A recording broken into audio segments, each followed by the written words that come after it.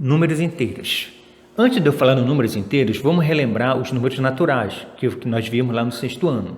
Os números naturais são aqueles números que só têm a parte positiva. 0, 1, 2, 3, 4, 5. Já os números inteiros são aqueles números que vai aparecer para nós a parte negativa, tá? Até então desconhecida para nós. Então, os números inteiros, ele é formado pela parte positiva, 0, 1, 2, 3, 4, 5, e pela parte negativa, 0, menos 1, menos 2, menos 3, menos 4, menos 5. Se aparecer um asterisco em cima do símbolo do conjunto, é retirado o zero, tá? Não vai existir mais o zero no meu conjunto. Operações. Vamos ver a primeira adição. Eu tenho que tomar muito cuidado com isso, que muitos alunos erram e continuam errando isso. Mas é fácil, é só prestar atenção. Números com sinais iguais, independente de ser positivo ou negativo, eu vou somar sempre. Menos 3 e menos 5, eles têm sinais iguais. Então, eu vou somar 8. Ou seja, menos 8. É só repetir menos e menos, menos e vou somar. Mais 3 com mais 5 é igual a mais 8. Sinais iguais. Mais 3 com mais 5. Vou repetir o sinal de mais e vou somar. 8. Lembrem disso. Sinais iguais eu somo.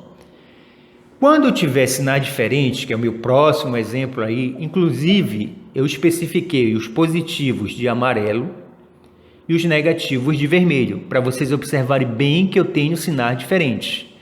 Então, toda vez que me aparecer sinais diferentes, eu tenho que diminuir. No meu exemplo aí, mais 3 com menos 5, deu menos 2. Diminuir 5 menos 3, 2. Por que o menos na frente? Porque o 5 ele é maior que o 3. Permanece sempre o símbolo do maior número. Então, no caso de baixo, o menos 3 com mais 5. Sinais diferentes, menos 3 e mais 5. Eu vou diminuir. 5 menos 3, 2. Por que mais 2? Porque o 5 tem um valor absoluto maior que o 3. Multiplicação de números inteiros. Bom, vamos lembrar que é um pouquinho diferente do que nós estávamos vendo na adição, tá? A adição é um pouquinho diferente da multiplicação. Vamos prestar bem atenção. Se vocês repararem, eu coloquei uma coisa chamada jogo de sinal. Menos com menos é igual a mais com mais é igual a mais com menos igual a menos, e menos com mais igual a menos. Então, é uma regra diferente do que nós aprendemos na adição. Repare aí que nos nossos exemplos aí eu estou multiplicando menos 3 com menos 4. Primeiramente, eu tenho que fazer o meu jogo de sinal. Menos com menos, mais 3 vezes 4, 12. Mais 3 vezes mais 4, lembrando, mais com mais dá mais, 3 vezes 4, 12. Menos 3 com mais 4, jogo de sinal. Menos com mais dá menos e 3 vezes 4, 12. Reparem que a multiplicação não muda, só muda o valor do sinal. Tudo dependendo do jogo de sinal. A divisão, ela segue a mesma regra da multiplicação, ou seja, sempre lembrando do jogo de sinal.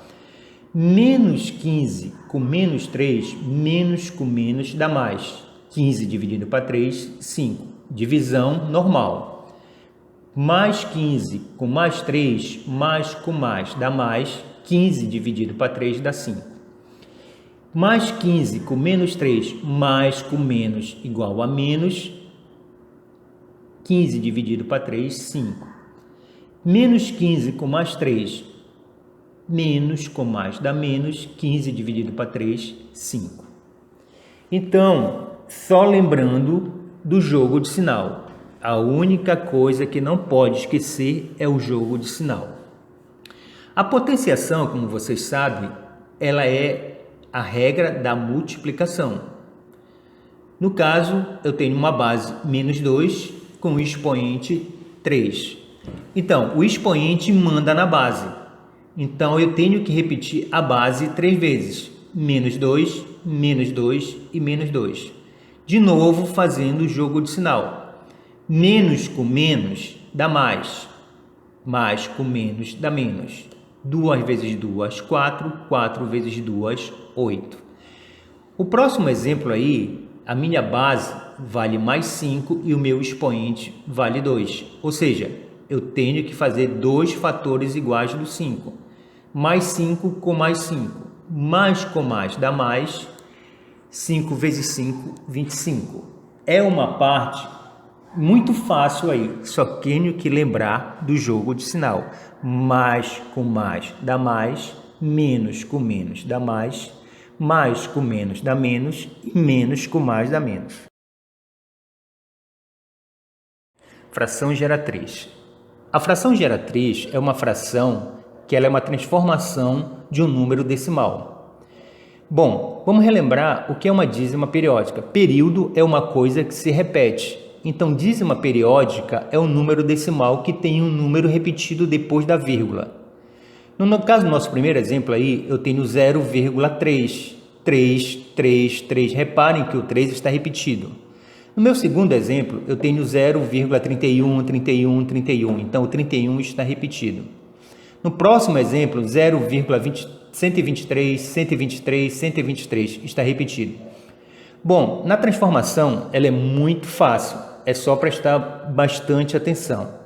0,3, o 3 está repetido. Então, transformando essa dízima em uma fração, é só colocar o 3 que está repetido em cima e esse 3 que está repetido, ele é representado no denominador por 9. No segundo exemplo aqui, eu tenho o 0,31. 31 eu coloco no numerador, e se eu tenho dois números repetidos, eu coloco o 9 e o 9. No terceiro exemplo, o 123 está repetido, então ele fica no numerador 123, e cada número que tiver repetido é representado pelo 9 no denominador. O denominador é a parte de baixo. Então, o 1 representa o 9, o 2 representa o 9 e o 3 representa outro 9.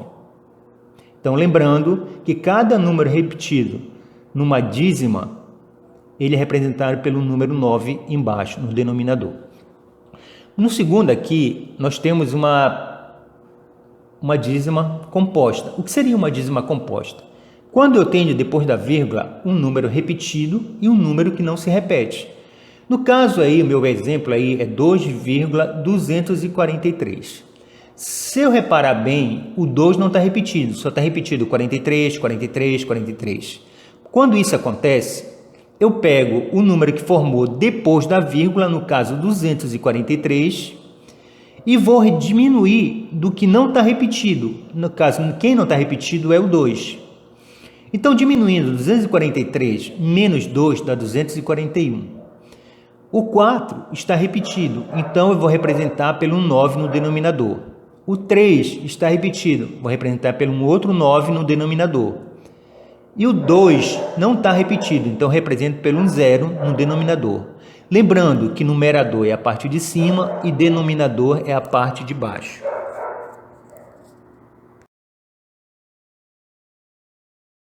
Polinômios são números que possuem números e letras ao mesmo tempo. Os números são chamados de coeficiente numérico e as letras são chamadas de parte literal. O polinômio ele pode ser formado de uma parte, de duas partes, de três partes, de quatro partes, 5 partes. Ele não tem uma quantidade exata, tá? Então, os polinômios ele pode ser classificados em monômios, ele possui apenas uma parte, binômio, duas partes, trinômio, três partes e polinômios, 4 partes. Um polinômio com 5 partes, 6 partes, 7 partes, eles são classificados tudo como polinômio, não tem mais nenhuma classificação específica. O grau de um polinômio, ele é achado pelo maior expoente na parte literal. No caso aí eu estou dando um exemplo, em cima do x tem 4, em cima do x tem 3, em cima do x tem 2 e em cima do x tem 1. Se você reparar esse polinômio aí com 4 partes. O maior expoente que tem é o 4, então o grau desse polinômio vale 4. Termos semelhantes. Os termos semelhantes é muito fácil identificar, basta olhar para a parte literal. Ele tem que ter exatamente a mesma parte literal. No caso, eu estou dando um exemplo aí, menos 2x. Reparem que eu tenho xy. 4xy. Reparem que eu tenho xy. Então, a parte literal deles são perfeitamente iguais. Valor numérico. O valor numérico é para me substituir as letras pelo valor dado. No caso aí, esse valor numérico desse exemplo aí, eu estou dizendo que o x vale 5 e o y vale 2. Então, eu vou substituir no meu polinômio onde tiver o x por 5 e onde tiver o y por 2. 2 vezes 5, ou seja, substituindo o x por 5, e 3 vezes 2, substituindo o y por 2. Fazendo a multiplicação, eu tenho 2 vezes 5, 10, menos 3 vezes 2, 6, mais 4. 10 menos 6 dá 4, e estou repetindo 4. 4 mais 4, 8. Operações com polinômios. Lembrando que os números são os coeficientes numéricos e as letras são as partes literal.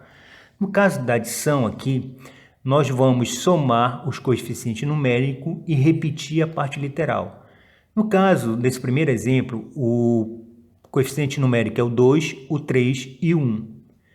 Então, somando 2 mais 3, 5, 5 menos 1, 4. Reparem que eu estou repetindo a parte literal. Na multiplicação, o 5, que é um número real, ele vai multiplicar esse nosso binômio aí. Lembrando que binômio tem duas partes. Ou seja, o 5 vai multiplicar o primeiro termo e assim como o 5 vai multiplicar o segundo termo. No caso, 5 vezes 2, 10, e eu estou repetindo o x. E o 5 está multiplicando 4. 5 vezes 4, 20. E estou repetindo o y. Então, no final, formamos 10x menos 20y. No segundo caso, aí no segundo exemplo, no caso, 3x, que é um monômio, está multiplicando um polinômio. 5x ao quadrado mais 3x menos 1. Como na primeira parte, vai se repetir na segunda parte. Ou seja, esse monômio vai repetir cada termo do polinômio. 3 vezes 5, 15. Reparem que eu estou somando o expoente do 2 com o expoente do x, ou seja, 2 mais 1, 3. O 3 vai multiplicar o segundo termo, que é o 3x. Então, 3 vezes 3, 9. 1x com mais 1x dá x, 2. E agora, por último, vamos ter que multiplicar o terceiro termo. 3 vezes 1, 3, estou repetindo o x. No caso do próximo exemplo, no terceiro exemplo, eu tenho um binômio multiplicado por outro binômio.